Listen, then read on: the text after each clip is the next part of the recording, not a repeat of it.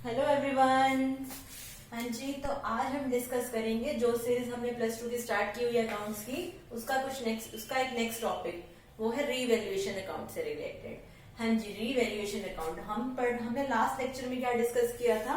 कुछ हमारे जो प्रॉफिट्स होते हैं, जो है अकमुलेटेड लॉसेस थे, उनका ट्रीटमेंट कैसे होता है, उनको हम कैसे डिस्ट्रीब्यूट करते हैं पुराने पार्टनर्स को पुरानी रेशो में, और वो किस लिए करते हैं, वो किस टाइम पे करते हैं, जब पार्टनरशिप फर्म का रिकॉन्स्टिट्यूशन होता है।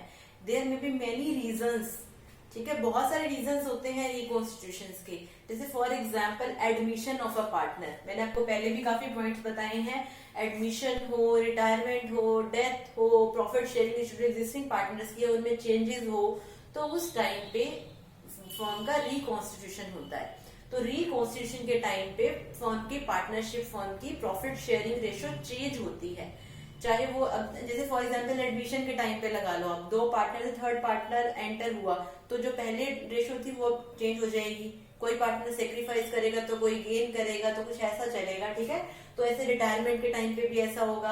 हाँ जी, अब एक पॉइंट है, एग्जिस्टिंग पार्टनर के प्रॉफिट शेयरिंग रेशो में चेंज होगा, तब भी हमारी पार्टनरशिप फर्म में जब भी हमारी प्रॉफिट शेयरिंग रेशियो चेंज होगी, तो उसको हम रिकॉन्स्टिट्यूशन ऑफ अ फर्म बोलते हैं, ठीक है। तो रिकॉन्स्टिट्यूशन के टाइम पे हम सारी गुडविल की ट्रीटमेंट करते हैं, हमारे रिजर्व्स की ट्रीटमेंट करते हैं। हम ऐसा क्यों करते हैं? क्योंकि जब भी कोई रिकॉन्स्टिट्यूशन के बाद सब चीजें चेंज हो जाएंगी। प्रॉफिट शेयरिंग रेशियो चेंज होने के बाद, चाहे वो एडमिशन हो, चाहे वो रिटायरमेंट हो, चाहे वो एग्जिस्टिंग पार्टनर के partnership firm profit sharing ratio में चेंजेस हो, तो उसके बाद के जो प्रॉफिट्स हैं, हम नहीं चाहते कि हमारे जो पहले के प्रॉफिट्स हैं या पहले के लॉसेस हैं, जो पहले की रिवैल्यूएशन है हमारी, वो उसके बाद जो थर्ड पार्टनर एंटर हो रहे हैं, जा रहे हैं, जो पहले से एग्जिस्ट था, उनके साथ हम लोग उसको एडजस्ट, उनके साथ हम उस चीज को वो करें, मैनेज करें, ठीक है। तो हम लोग क्या करते हैं, जो हमारे प्रॉफिट शेयरिंग रेशियो के चेंज होने से पहले वाले प्रॉफिट्स को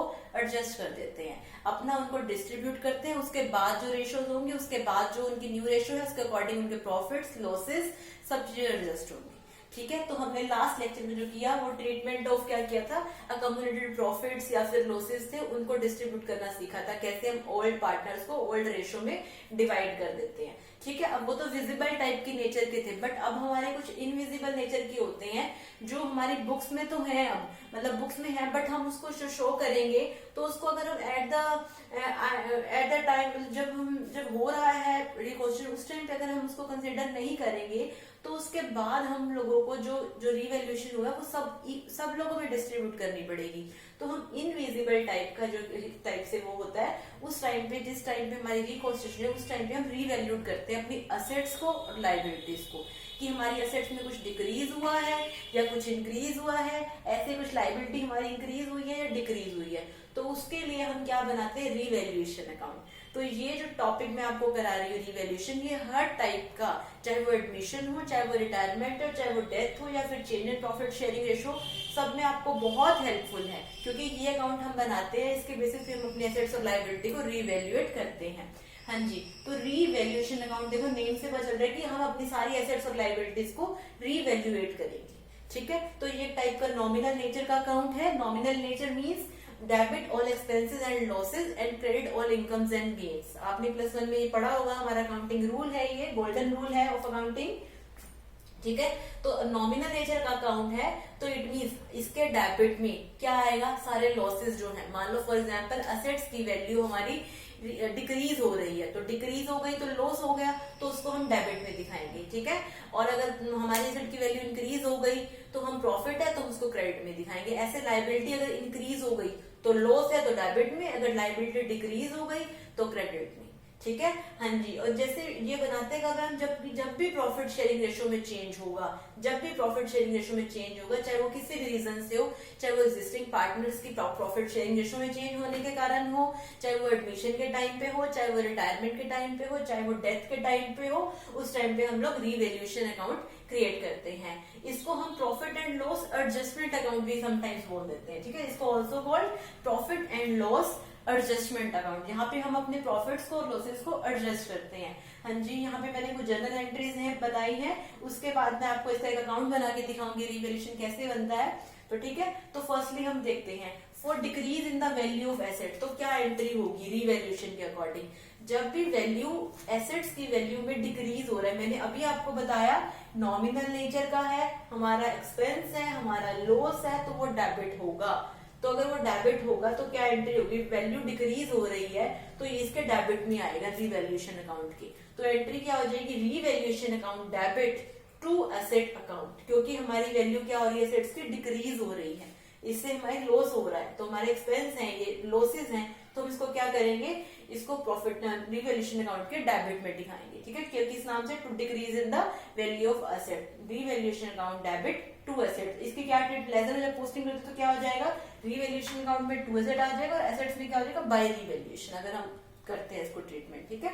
हाँ जी, सेकेंड पॉइंट देखिए, for increase in the value of assets, जब हमारी कुछ एसेट्स की वैल्यू में इंक्रीज हो रहा है तो यहाँ पे हमारे प्रॉफिट्स हैं, अगर वैल्यू इंक्रीज हो रही है प्रॉफिट एसेट्स की तो क्या हो रहा है? तो बिजनेस में प्रॉफिट्स हो रहे हैं, मतलब रिकॉन्स्टिट्यूशन से पहले वाला जो पीरियड है उस टाइम पे हमने उस एट दैट टाइम ड्यूरिंग, मतलब उससे पहले वाले पीरियड में हमारी एसेट्स की वैल्यू इंक्रीज हो गई, तो उस टाइम पे रिकॉन्स्टिट्यूशन के टाइम पे हम चेक करेंगे कि वैल्यू इंक्रीज है तो हमारा प्रॉफिट है, तो उस प्रॉफिट्स को हम कहाँ शो करेंगे? रीवैल्यूएशन के क्रेडिट साइड में, क्योंकि प्रॉफिट है ये। तो क्या एंट्री हो जाएगी? Assets account debit to revaluation account, ठीक है? तो रीवैल्यूएशन अकाउंट में क्या आ जाएगा? बाय एसेट्स अकाउंट, क्योंकि इंक्रीज हो गई वैल्यू ऑफ एसेट्स हमारी। हाँ जी, थर्ड एंट्री देखिए, for increase in the value of liability, same treatment है, कोई भी लायबिलिटी की वैल्यू अगर इंक्रीज होती है, अगर लायबिलिटी की वैल्यू इंक्रीज हो जाएगी तो मतलब आपकी लायबिलिटी बढ़ गई, इट मीन एक्सपेंस है, आपका लॉसेज है, बिजनेस के पार्टनरशिप फर्म के लॉस है, तो लॉसेज हैं तो वो कहाँ आएगा? रीवैल्यूएशन के डेबिट साइड। तो क्या एंट्री हो जाएगी? Revaluation account debit to liabilities, ठीक है? तो रीवैल्यूएशन अकाउंट की हमारे क्या आ जाएगा? डेबिट में किस नेम से दिखा देंगे हम लोग? टू लायबिलिटीज के नेम से दिखा देंगे। Similarly for decrease in the value of liability, जब वैल्यू लायबिलिटीज की डिक्रीज होती है, मतलब लायबिलिटीज हमारी कम हो गई, हमें कम पे करना है इन फ्यूचर, देन हम क्या करेंगे? हमारा प्रॉफिट्स है तो हम क्या शो करेंगे इसको? Liabilities account debit to revaluation, मतलब रीवैल्यूएशन अकाउंट में क्या आ जाएगा? बाय लायबिलिटीज, ठीक है? तो इसकी हम कुछ एंट्रीज करेंगे। कई बार कुछ हमारी अनरिकॉर्डेड एसेट्स और अनरिकॉर्डेड लायबिलिटीज भी होती हैं। अनरिकॉर्डेड एसेट और अनरिकॉर्डेड लायबिलिटी का मीनिंग क्या है? कि ऐसी कोई एसेट जो बिजनेस में रिकॉर्ड नहीं की है, बुक्स में रिकॉर्डेड नहीं है, बट वो आज हमारी एसेट बन गई है। एसेट मतलब हमें बेनिफिट हो रहा है, हमें प्रॉफिट्स हो रहे हैं, तो हम उसको कहाँ दिखा देंगे? क्रेडिट साइड में। अगर कोई अनरिकॉर्डेड लायबिलिटी है हमारी जनरेट होगी तो वो हमारे लॉस हो जाएंगे, तो उसको हम डेबिट में दिखा देंगे, ठीक है? तो उसको हम क्या दिखा देंगे? डेबिट में। तो ऐसे ही कुछ क्या करते हैं, जब वैल्यू, मतलब क्या मीनिंग है यहाँ पे रिवैल्यूएशन कैसे ट्रीटमेंट होता है कि कोई भी वैल्यू अगर इंक्रीज हो रही है एसेट्स की तो डेबिट, तो क्रेडिट में, और अगर डिक्रीज हो रही है तो डेबिट में। हाँ जी, और अगर लाइबिलिटीज की वैल्यू हमारी इंक्रीज हो रही है तो वो डेबिट में, अगर लाइबिलिटीज की वैल्यू डिक्रीज हो रही है तो वो क्रेडिट में, क्योंकि वहां पे प्रॉफिट्स हैं। और अनरिकॉर्डेड एसेट्स है तो क्रेडिट में, अनरिकॉर्डेड लाइबिलिटीज है तो उसको हम कहाँ शो करेंगे? अनरिकॉर्डेड लाइबिलिटी हो गई तो वो डेबिट में, क्योंकि लाइबिलिटी क्रिएट हो गई, लाइबिलिटी मीन्स आपका लॉस हो गया बिजनेस का इन फ्यूचर, तो उससे क्या आ जाएगा? हम डेबिट में दिखा देंगे। उसके बाद हम रिवैल्यूएशन के प्रॉफिट्स को निकाल देंगे कि प्रॉफिट है या लॉस है, वो हम अभी देखते हैं, करते हैं। आफ्टर रिकॉर्डिंग ऑल एंट्रीज, कोई भी इंक्रीज हो रही है एसेट में या लाइबिलिटी में इंक्रीज हो रही है, लाइबिलिटी में डिक्रीज हो रही है, एसेट में इंक्रीज हो रही है, सारी एसेट्स और लाइबिलिटी को रिकॉर्ड करने के बाद, हाँ जी, सारी एंट्रीज को रिकॉर्ड करने के बाद हम लोग चेक करेंगे कि अगर लाइबिलिटी साइड, अगर हमारी डेबिट साइड का टोटल करेंगे और हम करेंगे क्रेडिट साइड का टोटल, अगर हमारा क्रेडिट साइड का टोटल ज्यादा है किससे? डेबिट साइड से, इट मीन्स जो प्रॉफिट हो जाएगा, ठीक है? प्रॉफिट क्योंकि एसेट्स इंक्रीज है, लाइबिलिटी डिक्रीज है, हम क्रेडिट साइड में सारी इनकम और गेन्स लिखते हैं ना, तो इसलिए जो एक्स्ट्रा प्रॉफिट होगा तो हम लास्ट में अकाउंट को क्लोज करने के लिए क्या करेंगे? जो हम यहाँ का बैलेंस करेंगे और अपना क्रेडिट साइड का, फिर डेबिट साइड के बैलेंस को डिडक्ट कर देंगे जो हमने लिखी है बैलेंस, एसेट्स और लाइबिलिटी रिकॉर्ड किया है हम लोगों ने। उसके बाद जो निकल के आएगा वो हमारा प्रॉफिट आ जाएगा, profit on revaluation of assets and liability, ठीक है? ये हम किनको ट्रांसफर कर देंगे? पार्टनर्स की कैपिटल में ट्रांसफर कर देंगे। कौन से पार्टनर? ओल्ड पार्टनर्स हैं जो हमारे अब जो रिकॉन्स्टिट्यूशन ऑफ फर्म्स तक जो पार्टनर हैं उनको ट्रांसफर कर देंगे इन their old profit sharing ratio. ठीक है, तो उनके ओल्ड रेशो में उनको प्रॉफिट ट्रांसफर कर देंगे। In case of loss, loss किस केस में होगा, जब डेबिट का टोटल ज्यादा होगा क्रेडिट से, मतलब आपके लॉसेज हैं जो, या फिर इंक्रीज इन लाइबिलिटीज हुई हैं, जो सारी लॉसेज हैं हमारे, या फिर एसेट डिक्रीज हुई है, जो वो उसका टोटल ज्यादा है किससे, आपकी इनकम से, तो हमारा क्या हो जाएगा, लॉस हो जाएगा रिवैल्यूएशन से। तो उस लॉस को भी, अगर प्रॉफिट में पार्टनर्स पूरा शेयर लेते हैं तो लॉसेस को भी वही बियर करेंगे, तो लॉसेस में भी उन्हीं को ही पे करना पड़ेगा।